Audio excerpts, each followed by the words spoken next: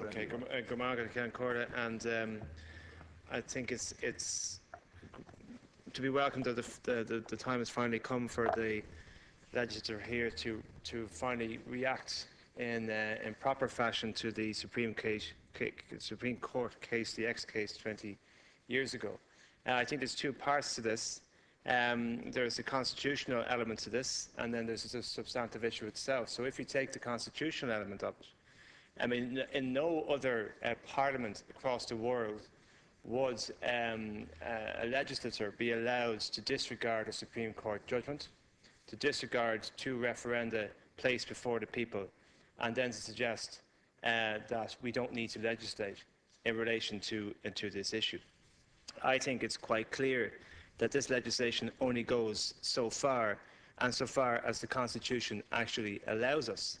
I do think, Minister, and I would implore on the Minister for Health, that this has to be the beginning of a discussion on a new referendum, on a new constitutional amendment, in order to potentially remove the Article 43.3, in order to enable women to have their health protected through pregnancy, in order to ensure that in terms of rape and in terms of incest, that these issues can also be dealt with, and also the very sensitive and difficult issue of fetal abnormality, which unfortunately cannot be dealt with in this legislation because of the constitutional constraints laid upon us.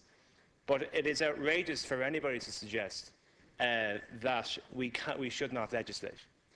Purely on a constitutional basis, we have to legislate. If we take our Constitution seriously, if we take this Republic seriously, then we have to legislate, regardless of the substantive issue at hand. We have a Supreme Court for a particular reason. We have constitutional referenda for a particular reason. And I reject absolutely the suggestion just uttered by Micheál Martin there a number of minutes ago when I was listening to him, but he doesn't appear to want to listen to me, that the previous government should be congratulated for suggesting to the Irish people that a suicidal rape victim should be forced to go through with their pregnancy, and that was a kind of a compassionate thing to put to the people in 2002. And thankfully, the Irish people have moved on from there, and now we're in a situation where the opinions of people are much more nuanced and have changed. So I think what people are suggesting, if they think we do not have to legislate for the X case, and do not have to legislate for the constitutional referenda as passed in 1992 and 2002, they're suggesting we should have some kind of constitutional coup, that we should disregard the very basis of our democracy, the very basis of this republic. And we can't do that. We can't do that. And it has been suggested that this should not be a political football. But that's very difficult to take when you're a member of a party that has been on the receiving end of the political kicks on this issue for 20 years. And every political party in this House has used this issue to score political points against my party. And every Labour Party canvasser and candidate in every local European and general election has had this issue thrown at them, because it has been used by other political parties for point scoring and by independents. And it has been used in a way to distort the views of my party over the years and to label people like myself or others as pro-abortion. I don't even know what that term means. But when you have in your pre-election manifesto, as we have done for the last 20 years, saying that we wanted to legislate for the X case, that demand or that request or that manifesto, pre-election manifesto commitment, has been manipulated by others. And there have been hushed conversations at doors as to what the Labour Party really want to do in government. And you cannot trust the Labour Party on this particular issue. And the X case doesn't mean what they say that it means. They want abortion on demand, etc., etc. So thankfully, the position of my party, which has been consistent for 20 years, has finally come into the mainstream of the political sphere, and people feel comfortable with the position that we have always held, that the X case judgment should be legislated for, because it's what the people want, and it's what the Supreme Court demanded. On the substantive issue itself,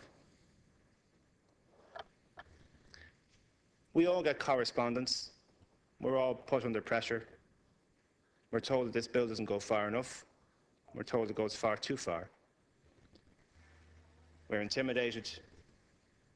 We're made to feel under pressure. Our personal space is invaded, etc.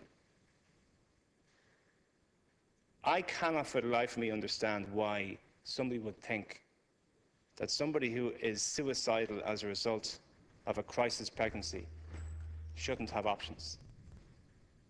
I don't understand the mentality of somebody who thinks that a woman who will kill herself should be forced to go through with her pregnancy, regardless of her own views. Now, we are still saying that as a society in terms of rape, in terms of incest, in terms of fatal fetal abnormality, in terms of risks to the health of the mother. We are still saying that as a republic, that if your health is at risk, you have no options. If you're a victim of rape and just not suicidal, you have no options. If you are a victim of incest and not suicidal, you have no options. We are still comfortable as a society to say that. And nothing in this legislation deals with that. And that's a tragedy because of the nature of the constitutional restrictions that are upon us. But who honestly can say it's justifiable that anybody that we love in our own lives would have a situation where they are in a crisis pregnancy, through rape or through whatever other means, are suicidal, want to kill themselves, and this republic says, you have no options. Now, it was suggested to me in my own constituency office by one of these pro-life groups that a woman in that situation would have an option. The option is to go to England. So this debate isn't actually about the unborn at all. This debate actually isn't even about abortion. This issue is about abortion here. We have no difficulty. We have no difficulty with 4,000 women a year going to England, for whatever reason. It doesn't seem to bother us at all. But when it comes to actually allowing a woman her constitutional right to protect her life in this state, through the medical intervention that she needs, there's a huge national debate about this for 20 years. It's absolutely, in my view, outrageous. When you talk to anybody from any other jurisdiction as to what this debate is about, and when you say, well, we're discussing a situation where a woman's life is at risk, they genuinely think that this republic is in the dark ages. So I think we have come a long way, that we understand now that this debate is much more nuanced than a pro-abortion, pro-choice, pro-life, trenchant view. It has been used to blacken people. It has been used to score political points, and it has not been a political advantage for people in my party to stand on this, the only party in the last general election, including Sinn Féin or the United Left Alliance, to have it in their pre-election manifesto that they wanted to legislate for the X case. It hasn't been a political advantage. But it's not always about doing what's popular, it's about doing what is right. And when you know something is right, well, then you stand up for it. And now, thankfully, it would appear that we are on the verge of legislating for this. But I would appeal to you again, Minister, and any minister who is listening to this debate, that we have to revert back to the Constitution and to think about women whose health will be threatened by a pregnancy, and to ask ourselves, should that woman have options? Just options, just choices. How about a woman who has been raped, or a woman who's a victim of incest? Should that woman have options? Or should, in all cases, always, should we demand, as a state, as a republic, that woman should always be forced to go through with her pregnancy? How about the case of fatal fetal abnormality, which unfortunately is not in this legislation, and I really wish it was. But I understand the constitutional constraints. I understand that a referendum will possibly be required. How can we, as a republic, look at those women and say, in every single circumstance, you must be forced to go through with that pregnancy? How can we do that and call ourselves civilized? Until we have a proper conversation in the terms of a referendum, a constitutional referendum, which can allow these things to potentially take place, then we are a republic, again, only in name. Because it, again, is the UK that is helping out our citizens. These women go to England feeling like criminals. Their health can be at risk. They have been raped. They are victims of incest. They are carrying pregnancies that suffer from fatal fetal abnormality, and this state makes them feel like criminals. 4,000 women a year. And all we are providing for here in this legislation, all we're providing for is that a woman whose life is at risk will be protected and the appropriate interventions be made. Because the Supreme Court said it should be so, and because the Irish people said it should be so 20 and 10 years ago, respectively. So, Minister, I would say that this has been a long road. It has been a lonely road. It has been a difficult road. It has been an emotional road. It is a road that has not been popular. It has a road that has been used against people in my party and others to distort, to poison, to misrepresent the point of view of what people are trying to achieve in saving women's lives. And now we're at the state where we're going to pass something, hopefully, which is possibly the most restrictive abortion legislation anywhere in the civilized world. And yet still, when a woman's health is at risk, we say as a state, you go through with that pregnancy, or you go to England. So on the constitutional element of this, Ceann Comhairle, I would say this: we have no option. It has never been a debate about whether or not to legislate. It is how we should legislate.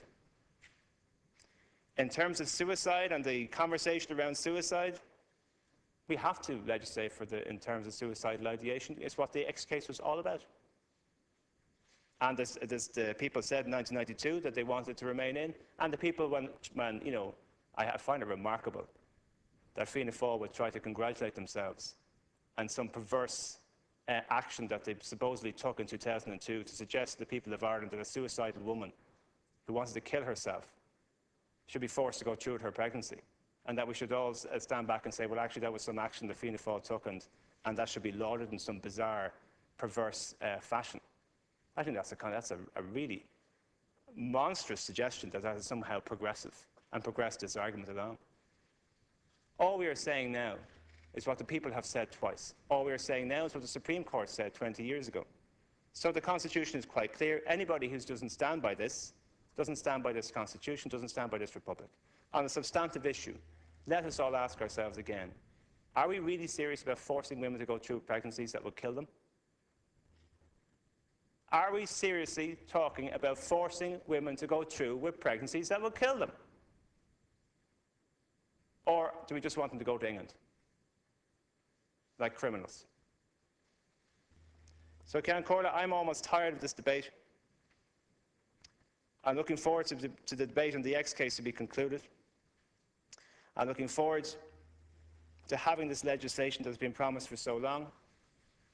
I'm looking forward for us then to move on in a compassionate way, cross-party, non-party political, to start talking about a constitutional referendum so that women whose health is at risk will not be forced to go through with their pregnancies. Women who are victims of rape or incest are not forced to go through with their pregnancies. And women who are carrying fatal fetal abnormalities are not forced to go through with their pregnancies, because otherwise this is not a republic. Ceann Comhairle.